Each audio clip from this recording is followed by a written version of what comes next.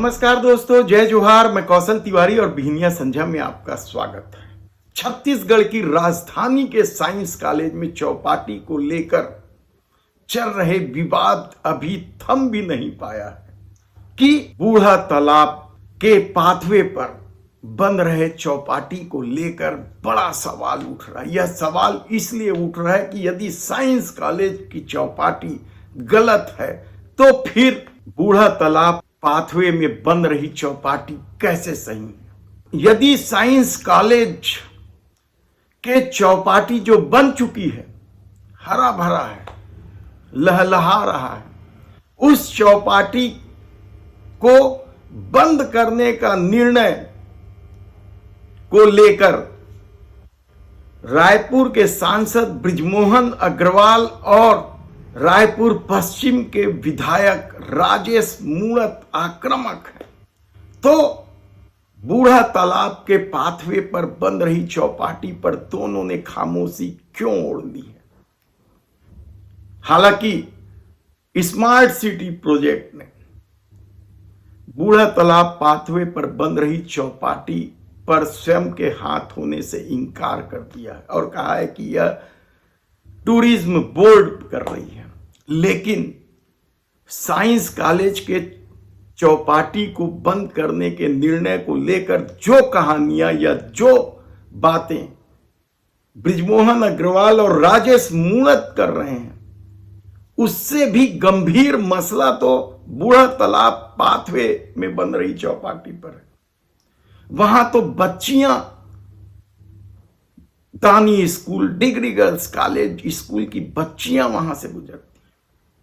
पूरा मैदान खुला है, आए दिन वे प्रैक्टिस करते रहते हैं, खेल कूद का, डांस का और दूसरे कार्यक्रमों का।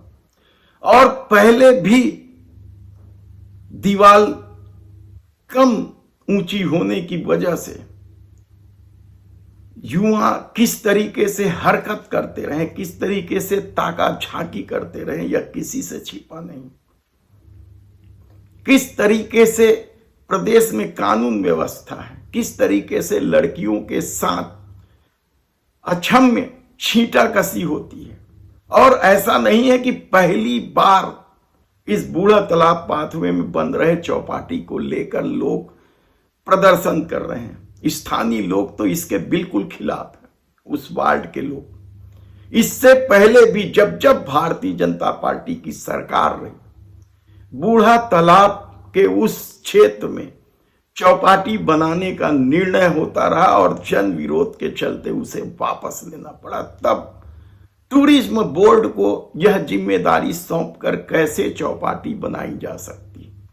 और दोनों जनप्रतिनिधि जो साइंस कॉलेज में बन चुकी चौपाटी को लेकर मुखर है, वे दोनों खामोश क्यों हैं। हालांकि पहले भी बृजमोहन अग्रवाल पर यह आरोप लगता रहा है। वे तब रायपुर दक्षिण के विधायक थे और यह क्षेत्र रायपुर दक्षिण में ही आता है।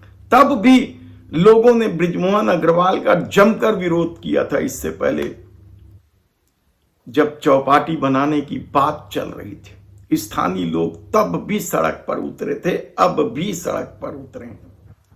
ऐसे में सरकार की अपनी जिद है, देखना है कि इस मामले में किस तरीके की राजनीति होती है। यह मामला अब इसलिए भी महत्वपूर्ण हो जाता है क्योंकि दक्षिण में उपचुनाव है विधानसभा का। बृजमोहन अग्रवाल के इस्तीफे के बाद यह सीट खाली हुई है, लेकिन ऐसी परिस्थिति में वहां से कितने ही स्कूली छात्राएं गुजरती हैं जो वैसे भी छींटाकशी की शिकार होते रहती हैं। और ऐसे में यदि चौपाटी वहां खुल जाए तो क्या हाल होगा, आप आसानी से समझ सकते। और सरकार किस तरीके से पैसा बनाने का खेल खेल रही है, जन भावनाओं के विपरीत, यह आप आसानी से समझ लें।